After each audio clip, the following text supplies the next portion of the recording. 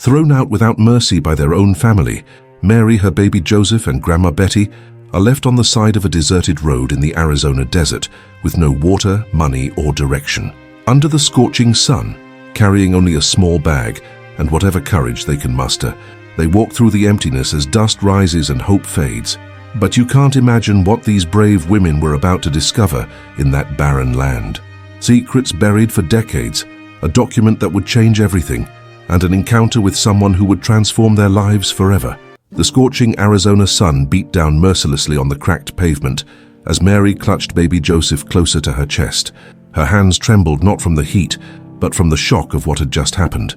Behind her, the front door of what used to be her childhood home slammed shut with a finality that echoed through the empty desert air. "Please, Frank, just give us one more day," Mary had begged just minutes before, standing on the porch where she'd learned to walk, where her mother had sung lullabies on summer evenings. But her uncle's cold stare had been her only answer. "This house belongs to us now, Mary. You had your chance," Frank had said, his voice devoid of any family warmth. "Paul and I are the rightful owners. Your mother should have thought about that before she got sick." Now, as Mary stood on the dusty road with nowhere to go, she watched Grandma Betty struggle to carry her small suitcase. The elderly woman's weathered hands shook as she wiped tears from her eyes. At 82, Betty had raised Frank and Paul when their parents died young. She had fed them, clothed them, loved them like her own children. Yet here she stood, abandoned by the very boys she'd sacrificed everything for. "How could they do this to us, Mary?" Grandma Betty whispered, her voice breaking. "I changed their diapers, taught them their prayers, stayed up nights when they had fever, and this is how they repay me?" Mary's heart shattered watching her grandmother's pain. The woman who had been her rock, her source of strength through every difficulty, now looked so small and fragile against the vast desert landscape. "We'll figure something out, Grandma," Mary said, trying to sound more confident than she felt. Baby Joseph stirred in her arms, sensing the tension. "We still have each other, that's what matters." But even as she spoke those words, Mary felt the weight of desperation settling on her shoulders. They had no money, no car, and the nearest town was miles away. The desert stretched endlessly in all directions, offering no comfort, no shelter from the blazing sun that seemed to mock their situation. Frank appeared in the window, watching them with satisfaction. Paul stood beside him, looking uncomfortable but saying nothing. He'd always been the quieter one, but his silence now felt like betrayal. "Let's start walking," Mary said softly, adjusting Joseph in her arms. "Maybe someone will help us." As they began their uncertain journey down the dusty road, Grandma Betty looked back one last time at the house where 3 generations of her family had lived. Her lips moved in silent prayer, asking God for strength to face whatever lay ahead. The desert wind picked up, carrying with it the scent of sage and the promise of a long, difficult road ahead. The desert road stretched endlessly before them, a ribbon of cracked asphalt that seemed to lead to nothing but more emptiness. Mary's feet, already tender in her worn sneakers, began to throb with each step. Baby Joseph had been fussing for the last hour, his little face red from the heat and thirst. "I'm sorry, sweetie," Mary whispered to him, bouncing gently as she walked. "Mama doesn't have anything to give you right now." Grandma Betty struggled beside her, her small suitcase growing heavier with each mile. The elderly woman's breathing had become labored, and Mary could see the exhaustion etched deep in the lines of her weathered face. "Grandma, let me carry that," Mary offered, though she wasn't sure how she'd manage both the baby and the suitcase.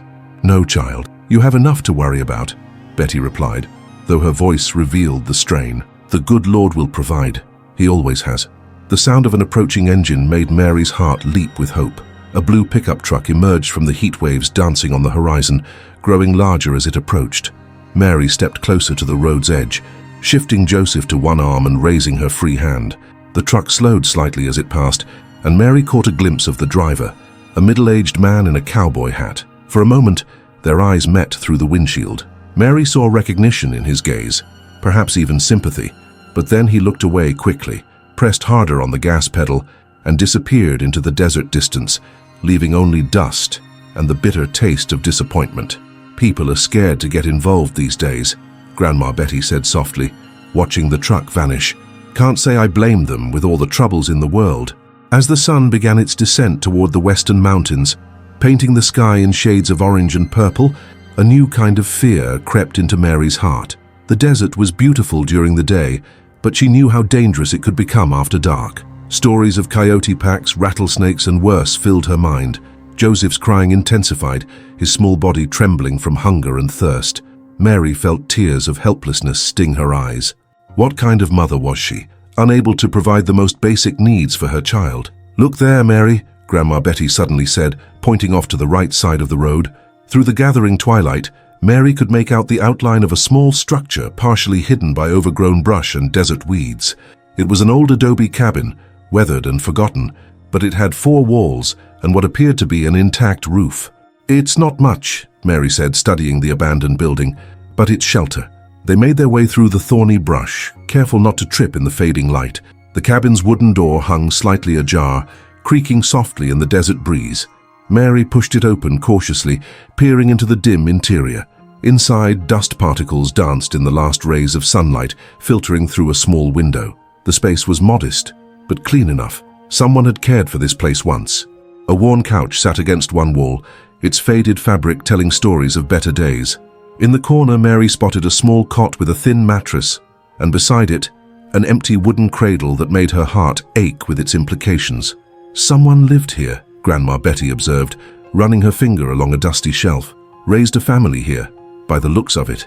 As darkness settled over the desert like a heavy blanket, they heard the distant howl of coyotes echoing across the vast landscape.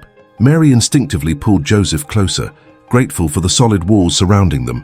"We'll be safe here tonight," she said, more to convince herself than anyone else. Grandma Betty settled onto the old couch with a weary sigh, closing her eyes in silent prayer. Mary arranged herself on the cot, Joseph finally quiet in her arms. Outside, the desert wind whispered secrets through the cracks in the walls, but for now, they had found sanctuary in the forgotten cabin that would soon reveal much more than just shelter. Dawn broke slowly over the desert, painting the cabin walls in soft golden light. Mary had barely slept, listening to Joseph's restless breathing and the night sounds of the wilderness beyond their fragile shelter. Her body ached from the thin cot, but her heart ached more from the uncertainty of their future. Grandma Betty stirred on the old couch, her joints protesting as she sat up. "Morning, child," she said softly, her voice hoarse from the dry desert air. "How's little Joseph?" "Still hungry," Mary replied, looking down at her baby's pale face. "I need to find water today, Grandma. He can't go much longer like this." As morning light filled the cabin more completely, Mary began to study their temporary refuge more carefully. The previous night's desperation had prevented her from noticing the small details that now caught her attention. Someone had lived here with love. She could see it in the way the wooden shelves had been carefully constructed, how the window was positioned to catch the morning sun. While Grandma Betty tried to comfort Joseph, Mary explored the modest space. Near the old wood-burning stove, she noticed something odd. One of the adobe bricks looked different from the others, slightly loose and discolored. Curiosity overtook her exhaustion. "Grandma, look at this," Mary called, running her fingers along the brick's edges. With some effort, the brick came free, revealing a small cavity behind it. Inside, wrapped in old cloth, was a wooden box no bigger than a jewelry case. Mary's hands trembled as she lifted it out, feeling the weight of hidden secrets. "What is it, dear?" Grandma Betty asked, struggling to stand. Mary carefully opened the box. Inside lay a collection of yellowed letters tied with a faded blue ribbon, and beneath them, a small leather diary with worn edges. The handwriting on the letters was feminine and elegant, each envelope addressed to "My beloved Walter." Mary's breath caught. "Grandma, Walter, wasn't that your husband's name? My grandfather?" Grandma Betty's face went pale. She sank back onto the couch, her weathered hands reaching for the letters with trembling fingers. "Walter, yes, that was his name, but I don't understand." Mary untied the ribbon and began reading the first letter aloud. "My dearest Walter, I count the days until you can visit our little sanctuary again.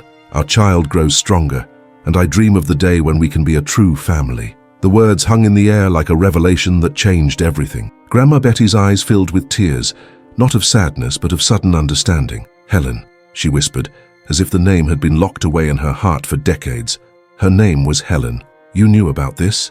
Mary asked gently, sitting beside her grandmother. "I knew there was someone," Betty said, her voice breaking. "Walter would disappear for days, always with some excuse about work or helping neighbors. When he came back, he carried such sadness in his eyes. I thought maybe he was seeing another woman, but I never knew about—" She gestured toward the letters. Mary opened the diary to a random page and read silently. The entries told of a love story filled with secrecy and pain. Helen was a ranch worker from a nearby property, and Walter had built this cabin as their secret meeting place. But there was something more. References to a child they were expecting together. "Grandma," Mary said softly, "this explains so much about our family. The silences, the sadness that always seemed to hang over everything."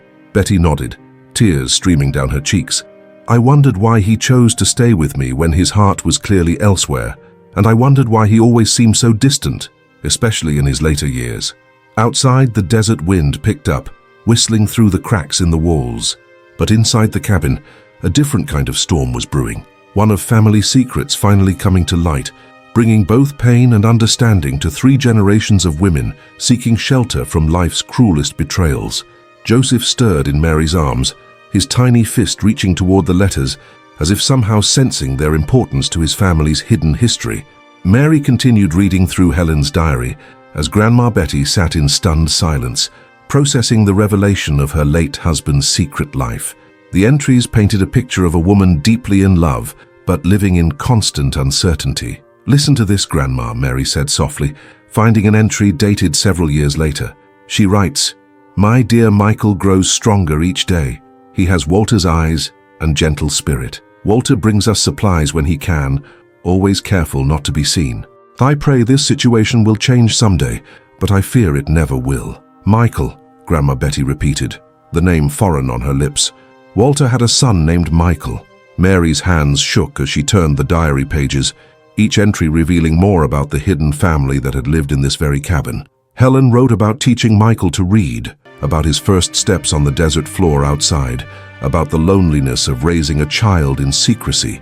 Then Mary found an entry that made her heart sink. "Walter hasn't come in 3 weeks. Michael has been running a fever for days and I don't know what to do. I heard from Mrs. Patterson at the store that Walter took ill suddenly. I'm terrified he might die without ever acknowledging his son." "She was desperate," Mary whispered, feeling the weight of another mother's fear across the decades.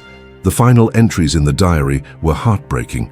Helen wrote about packing their few belongings, about leaving the cabin to search for a doctor in the nearest town for her sick boy.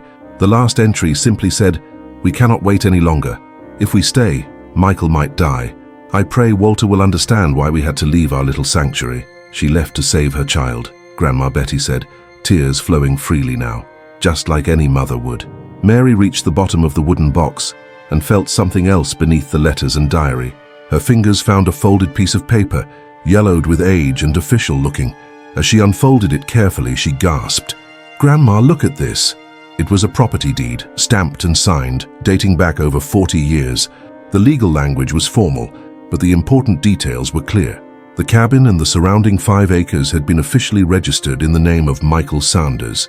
"Sanders," Mary said, studying the document. "That must have been Helen's last name." Grandma Betty took the deed with trembling hands, reading it over and over as if the words might change. This means Walter legally gave this land to his son. Frank and Paul, they don't own any of this." Mary felt a mix of emotions wash over her. Relief that they might have found legal shelter, but also renewed anguish as she realized the implications. If this Michael is still alive, he's probably in his 40s now. He might not even know this place exists, or that his father left it to him. "And we're trespassing," Grandma Betty said quietly. Joseph stirred in Mary's arms, his weak cries reminding them of their immediate crisis. They might have uncovered a family secret that could change everything, but her baby was still hungry, and they were still stranded in the desert with no resources. "What if we could find him?" Mary asked, studying the deed again. "What if Michael Sanders is out there somewhere, not knowing he owns this land? And what if he's just like Frank and Paul?" Grandma Betty replied wearily. "What if he throws us out too?" Outside, storm clouds were gathering on the horizon, promising the kind of desert rain that could turn dry washes into dangerous floods. They had shelter for now, but Mary knew they couldn't survive much longer without food and water. The diary entries had revealed a love story, a family secret, and a legal document that might change everything. But they had also revealed something else, that even in the midst of great love, people still suffered, still made impossible choices, still lived with the consequences of secrets that echo across generations. As thunder rumbled in the distance, Mary held the deed against her chest, and prayed that somehow the truth about Walter's hidden son might be the key to their salvation. The storm that had threatened the previous evening never came, leaving only oppressive heat and the growing desperation of 3 people with no resources. Mary had managed to find a small amount of rainwater collected in a rusty can outside the cabin, barely enough to wet Joseph's lips, but it wasn't nearly sufficient. It was mid-morning when they heard the rumble of an approaching vehicle. Mary's heart leaped with hope until she recognized the sound of Frank's old truck. Through the cabin's small window, she watched in horror as both her uncles climbed out, their faces twisted with anger. "I knew they'd come looking for us," Grandma Betty whispered, clutching the property deed to her chest. The door burst open without warning. Frank stormed in first, his eyes scanning the modest interior with suspicion. Paul followed reluctantly, avoiding eye contact with his mother. "Where is it, Betty?" Frank demanded, his voice harsh and threatening. "We know you took money from the house before we threw you out. Hand it over." "I didn't take anything that belonged to you," Grandma Betty replied, her voice steady despite her fear. "Don't lie to me, old woman." Frank stepped closer, his hands clenched into fists. "You think you can hide out here and keep what's rightfully ours?" Mary instinctively moved between Frank and her grandmother, clutching Joseph tightly. "Leave her alone, Frank. We don't have any money. We barely have food or water." "Then what are you doing out here?" Paul finally spoke, his voice uncertain but still accusing. "You must have had some plan, some place to go." Frank's eyes fell on the wooden box and scattered papers on the small table. Before Mary could stop him, he grabbed Helen's diary and began flipping through it roughly. "What's all this junk? Love letters? You keeping souvenirs from dead people now?" "Put that down," Mary said firmly. "Those aren't yours to touch." "Nothing here belongs to any of you," Frank shouted, raising his hand as if to strike her. That's when they heard the sound of another vehicle approaching.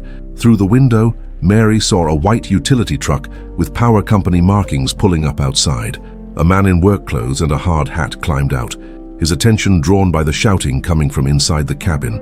The door opened again, and a man in his 40s stepped inside. He was tall and weathered from years of outdoor work, with kind eyes that immediately assessed the tense situation. "Everything all right in here?" he asked, his voice calm but authoritative. I heard raised voices. "This is none of your business," Frank snarled. "These are family matters.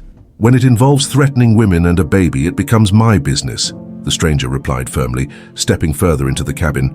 His eyes fell on Grandma Betty, then on Mary holding Joseph. Frank reluctantly backed away, but his anger remained. "We're just collecting what belongs to us." The newcomer's gaze shifted to the papers scattered on the table.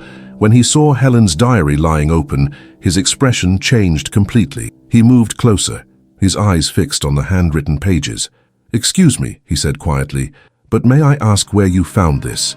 Mary hesitated, then pointed to the loose brick near the stove, hidden in the wall. "The diary and these letters, they belong to someone named Helen." The man's face went pale. He reached into his wallet and pulled out an old photograph, a young woman with gentle eyes, holding a small boy. "Helen Sanders was my mother," he said, his voice barely above a whisper. "My name is David Sanders. I was born Michael, but after my mother remarried, my name was changed." The cabin fell silent, except for Joseph's soft breathing.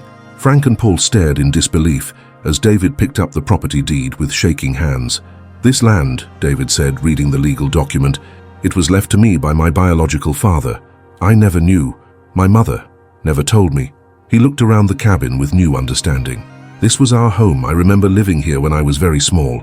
Frank's face contorted with rage and fear. "That's impossible. You can't just show up and claim—" "The deed is legal and valid," David interrupted, his voice growing stronger. "This property belongs to me and you're trespassing." The truth hung in the air like desert lightning, illuminating decades of secrets and changing everything in an instant. Frank and Paul had left the cabin in stunned silence after David's revelation, their schemes crumbling in the face of legal truth. Now, 3 days later, David returned from the county clerk's office with official papers in hand, his expression filled with quiet satisfaction. "It's done," he announced to Mary and Grandma Betty, who were sitting in the shade outside the cabin. "The property is officially registered in my name, and I filed a report about the fraudulent claims to your grandmother's original house." Mary felt a weight lift from her shoulders for the first time in weeks. Joseph was finally getting proper nutrition thanks to the baby formula and supplies David had brought from town, and the little boy's color was returning to normal. "I can't thank you enough," Mary said, watching David unload boxes of food and water from his truck. "You saved our lives." "This cabin saved my life once too," David replied, touching the adobe walls with reverence. "My mother used to tell me stories about living in a magical house in the desert, but I thought they were just fairy tales. Finding this place, it's like finding a piece of my soul I didn't know was missing." Over the following weeks, David proved to be more than just their legal savior. Each evening after his work maintaining power lines, he would stop by with groceries, tools, or materials to slowly repair the cabin. He fixed the leaking roof, replaced the broken window, and even installed a small solar panel to provide basic electricity. "You don't have to do all this," Grandma Betty protested one evening as David repaired the old wood stove. "We're already in your debt. Family doesn't keep score," David said simply, and Mary felt her heart flutter at the way he included them in that word. David had also contacted an attorney in Tucson who specialized in elder abuse cases. The lawyer, Sarah Martinez, was particularly interested in the way Frank and Paul had manipulated their elderly mother out of her rightful property. "According to Ms. Martinez," David explained one morning over coffee, "what your uncles did was illegal on multiple levels. She's confident we can get your grandmother's house back, plus damages for emotional distress." "I don't want their money," Grandma Betty said firmly. "I just want justice." As Mary grew stronger and more hopeful, she realized there was one final burden she needed to address. With David's encouragement and financial help, she made the difficult journey to Phoenix to confront Richard, Joseph's biological father. The meeting took place in a coffee shop near Richard's office. Mary had rehearsed what she wanted to say during the long bus ride, but seeing him again brought back waves of painful memories. "Mary," Richard looked surprised and uncomfortable. "What are you doing here?" "I came to tell you the truth," Mary said, keeping her voice steady. "About Joseph, about what happened between us, and about what I need from you now." "If this is about money," Richard began, but Mary cut him off. "It's not about money, it's about closure." Mary took a deep breath. "Joseph is your son. I'm not asking you to be his father. You made it clear you didn't want that responsibility. But I needed to look you in the eye and tell you that I'm done carrying the shame of what happened between us." Richard shifted uncomfortably, glancing around the coffee shop. "Mary, I never meant for things to get complicated." "They got complicated the moment you walked away," Mary interrupted. "But I'm not here to punish you. I'm here to free myself from expecting anything from you. Joseph and I are going to be fine without you." The conversation lasted only 20 minutes, but Mary felt decades of hurt and resentment leaving her body. She didn't want Richard's money, his apologies, or his promises. She wanted only her freedom from the past. On the bus ride back to the cabin, Mary felt lighter than she had in years. She was returning to David and Grandma Betty, to a place where she was valued and protected, where her son could grow up surrounded by genuine love. When the bus pulled into the small desert town, David was waiting at the station with Joseph sleeping peacefully in his arms. The sight made Mary's eyes fill with tears of gratitude. "Welcome home," David said softly. And Mary realized that for the first time in her life, she truly understood what that word meant. The weeks of peace that followed Mary's return from Phoenix were shattered on a moonless night in late September. Frank had been drinking heavily since learning about the legal proceedings against him, his anger festering like an infected wound. The attorney's letters demanding the return of Grandma Betty's property had pushed him to desperation. "We have to do something, Paul," Frank said, pacing the floor of their stolen house like a caged animal. "That cabin is the proof they need. Without it, there's no evidence of anything." Paul sat at the kitchen table, his head in his hands. "Frank, this has gone too far. Maybe we should just give Mom her house back and—" "Shut up!" Frank slammed his fist on the table. "I'm not giving up everything because of some old papers and a crazy story about a dead man's love child." That night, Frank loaded a red gasoline can into his truck. Paul reluctantly climbed into the passenger seat, knowing his weak protests wouldn't stop his brother's destructive plan. At the cabin, Mary had fallen asleep on the renovated cot, Joseph peaceful in the wooden cradle that David had carefully restored. Grandma Betty dozed on the comfortable new couch David had brought from town. The small, solar-powered light cast gentle shadows on the adobe walls that had witnessed so much love and pain. Mary woke to the sharp smell of gasoline fumes seeping through the walls. Her heart raced as she heard hushed voices outside and the sound of liquid splashing against the cabin's exterior. "Grandma, wake up!" Mary whispered urgently, scooping Joseph from his cradle. "Someone's outside." Through the small window, they saw Frank circling the cabin with the gas can, methodically dousing the walls. Paul stood by the truck, his face pale in the moonlight. "Frank, please don't do this," Paul called out, but his voice lacked conviction. "That's the only way," Frank muttered, pulling a book of matches from his pocket. Mary pushed the door open. "Frank, stop. There are people inside." "I know exactly who's inside," Frank replied coldly, striking a match. "And after tonight, none of this will matter anymore." The flame touched the gasoline-soaked wood, and fire erupted around the cabin's perimeter with terrifying speed. Mary and Grandma Betty barely escaped through the door before the flames blocked their exit. "The box!" Mary cried, watching orange light flicker through the window. "The diary and deed are still inside." "Mary, no!" Grandma Betty called, but Mary was already running back toward the burning cabin. The smoke was thick and choking as Mary crawled across the floor toward the table where they'd left the wooden box. The heat was overwhelming, and burning debris began falling from the ceiling. Her lungs screamed for clean air as she grabbed the box and turned toward the door. But the doorway was now a wall of flame, and part of the roof collapsed, trapping her inside. Mary clutched the box to her chest and prayed, certain she would die protecting the proof of David's rightful ownership. That's when she heard David's truck roaring down the desert road. He'd seen the glow from miles away and raced toward the cabin with his heart in his throat. David leaped from his truck and tackled Frank before the arsonist could escape. "You coward!" David shouted, pinning the smaller man to the ground. "There are people in there." Hearing Mary's cries from inside the burning cabin, David released Frank and charged into the flames. The heat was unbearable, but he followed Mary's voice through the smoke and found her collapsed near the collapsed ceiling beam. David lifted Mary in his arms and carried her through the wall of fire just as the remaining roof supports gave way. They collapsed together in the sand 20 feet from the cabin, coughing and gasping as the structure became a blazing monument to Frank's desperation. Police sirens wailed in the distance. Grandma Betty had called 911 from David's truck phone. As the officers arrived, Frank tried to run, but David's tackle had injured his leg. Paul, overcome with guilt and horror at what his brother had done, confessed everything to the arriving officers. "He made me drive him here," Paul sobbed. "I told him it was wrong, but I was too weak to stop him. He wanted to destroy the evidence." Mary lay in David's arms, the wooden box still clutched against her chest, as the cabin that had sheltered 3 generations of secrets burned to ash around the truth that could never be destroyed. The morning after the fire, David loaded his truck with the few belongings that had survived the flames. Mary sat in the passenger seat with Joseph in her arms, her hair still smelling of smoke, her eyes red from tears and soot. Grandma Betty climbed into the back seat slowly, every movement revealing her exhaustion from the night's trauma. "You're safe now," David said quietly as they drove toward his small ranch on the outskirts of town. "Frank can't hurt you anymore."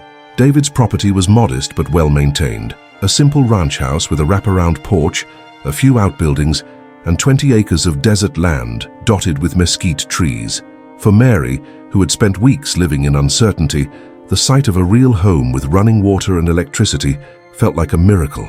"It's not much," David apologized as he showed them through the house, "but there's plenty of room, and you can stay as long as you need." "It's perfect," Mary said, settling Joseph into a borrowed crib David had set up in the spare bedroom. For the first time in months, her baby would sleep in safety and comfort. Within 2 weeks, the legal proceedings moved swiftly, with Frank in jail awaiting trial for arson and attempted murder, and Paul's full confession as evidence. The court had no choice but to void the fraudulent transfer of Grandma Betty's original property. Attorney Sarah Martinez presented such a compelling case that the judge also awarded damages for emotional distress. "I want to sell the house," Grandma Betty announced after the court hearing. "Too many painful memories live in those walls. I'd rather start fresh." The sale of her childhood home brought Grandma Betty more money than she'd ever imagined having. Combined with David's savings and his skills as a construction worker, they began planning something beautiful, a complete reconstruction of the burned cabin, but bigger and better than before. "We'll build it right this time," David said, sketching plans on the kitchen table. "Solar panels, proper plumbing, a real foundation, but we'll keep the adobe walls and the desert charm that made it special." Mary threw herself into the project with passion she hadn't felt in years. During the day, she helped David with construction, learning to lay tile and paint walls. In the evenings, she worked on something that had started as therapy, but was growing into something more, handmade crafts inspired by the desert landscape around them. Her quilts featured patterns of desert flowers and southwestern sunsets. Her pottery, fired in a small kiln David helped her build, captured the earth tones of Arizona soil. Her preserves, made from prickly pear fruit and desert wildflower honey, tasted like the promise of renewal.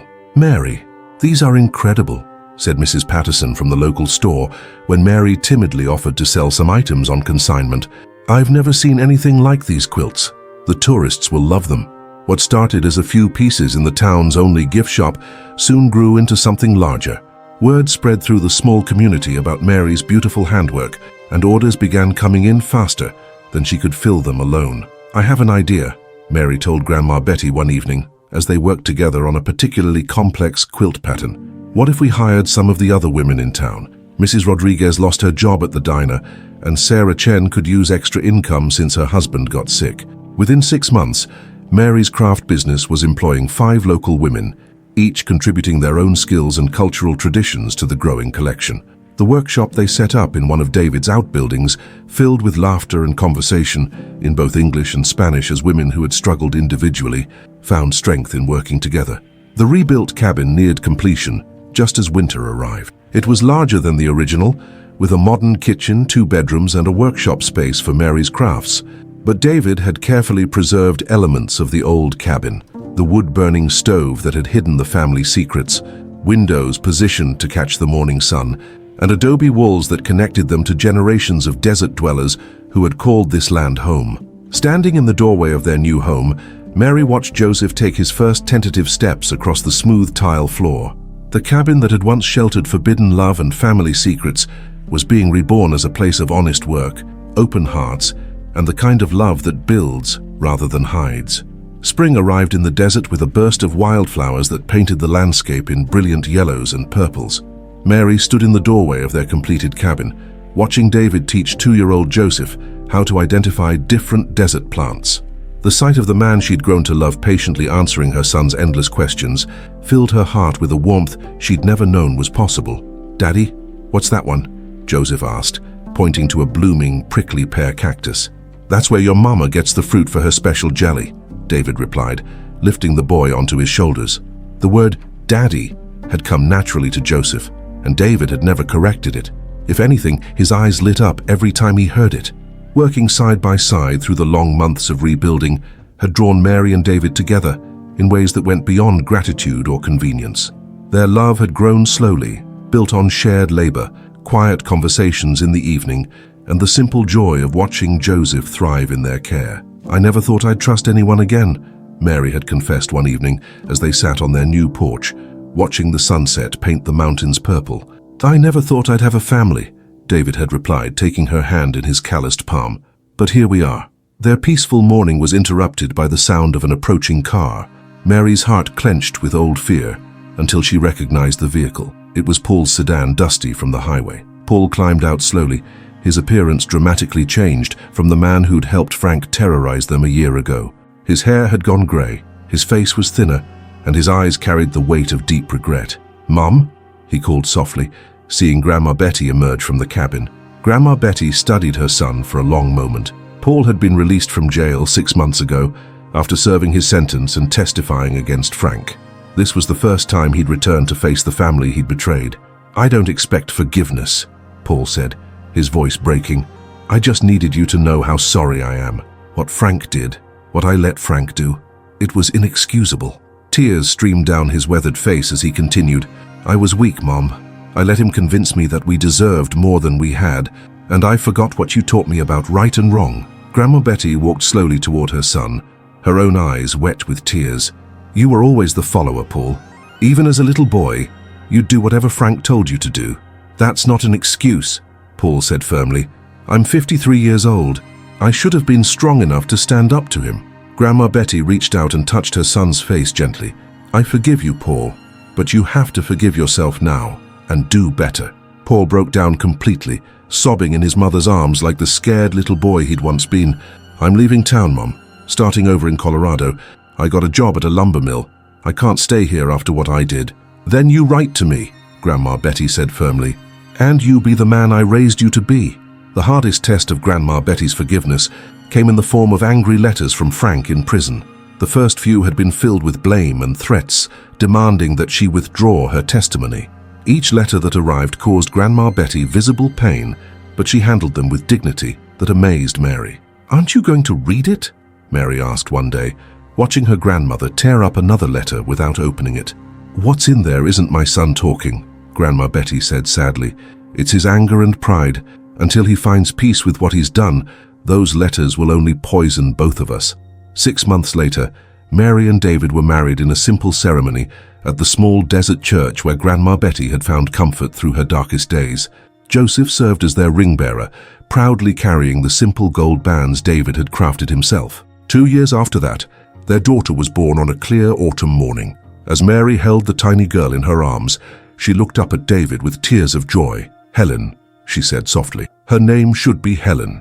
David nodded, understanding. They would honor his mother's memory by giving their daughter the name of the woman whose secret love had ultimately brought them all together. As little Helen slept peacefully in her father's arms, surrounded by a family built from ashes and forgiveness, the desert wind whispered through the windows of the cabin that had witnessed 3 generations of love, loss, and redemption. 5 years later, the rebuilt cabin had become more than just a home. It was a beacon of hope in the small desert community. Visitors often stopped by, drawn by stories of the family that had risen from abandonment to create something beautiful from the ashes of betrayal. Mary's craft business had grown beyond anything she'd ever imagined. What began as therapy quilting had become Desert Bloom Crafts, employing 15 women from across the region. Single mothers, elderly widows, and immigrant women found not just income, but sisterhood in the workshop that hummed with creativity and conversation. "Mrs. Rodriguez just received her largest order yet," Mary told David one evening, as they reviewed the business accounts. 300 potholders for a hotel chain in Phoenix. "She'll be able to fix her roof before the monsoon season." David smiled, proud of his wife's success, but he had his own mission that was transforming lives across rural Arizona. His expertise with solar panels and water systems had evolved into Desert Light Solutions, a non-profit organization that brought electricity and clean water to families who had been forgotten by progress. "Tomorrow we're installing panels for the Garcia family," David said, showing Mary photos of their latest project. 7 kids, and they've been using candles for light since the father lost his job. Joseph, now 8 years old, spent his summer days helping David on these installations. The boy who had once cried from thirst in the desert now helped carry tools to bring water to other families in need. "Dad, why don't more people have electricity?" Joseph asked one scorching afternoon as they worked on a remote ranch. "Because sometimes the world forgets about folks who live far from the city," David explained, tightening a solar panel mounting. "That's why we do this work, to make sure everyone has what they need." Little Helen, now 3, showed a different kind of passion. Even as a toddler, she displayed an intense sense of justice that reminded everyone of her grandmother's strength. When neighborhood children were mean to others, Helen would march over with her hands on her hips and demand they be nice or go home. "That child is going to be a lawyer someday," Grandma Betty often said, watching Helen organize elaborate trials for her dolls, where justice always prevailed. The family's greatest achievement was the Walter and Helen Memorial Fund, established with proceeds from both Mary's business and David's solar installations. The fund helped elderly people repair their homes, assisted struggling families with basic needs, and provided emergency shelter for women fleeing difficult situations. "Your grandfather and my mother would be amazed," David said one evening as he and Mary reviewed grant applications from families seeking help. Grandma Betty, now 88, spent her days in a comfortable rocking chair on the cabin's porch, watching her great-grandchildren play in the desert garden Mary had cultivated. Her health was declining, but her spirit remained strong, sustained by the knowledge that she'd lived to see justice prevail and love triumph. "I never thought I'd see such happiness," she often said, watching Joseph teach Helen how to identify desert wildflowers. When Grandma Betty passed peacefully in her sleep on a cool October morning, the entire community gathered for her burial on the land that had witnessed so much transformation. She was laid to rest beside a marker honoring Walter and the original Helen, finally bringing together the family that secrets had once divided. "She lived long enough to see all of us safe and happy," Mary said, holding David's hand as they stood beside the simple grave marker. Years later, when people asked about the dusty road that led to their cabin, Mary would smile and tell them it was the same path that had once carried her and Grandma Betty away from cruelty and toward their destiny. That road taught us that sometimes you have to walk through darkness to find the light, she would say. But if you keep walking, if you don't give up hope, you'll find that the desert can bloom in the most unexpected places. The cabin still stood strong against desert winds, its adobe walls warm with sunshine and filled with the laughter of children who would grow up knowing they were loved, protected, and empowered to help others find their way home. And on quiet evenings, when the desert wind whispered through the mesquite trees, visitors could almost hear the echoes of all the love stories that had found shelter in that sacred place where suffering had been transformed into strength and abandonment had bloomed into belonging.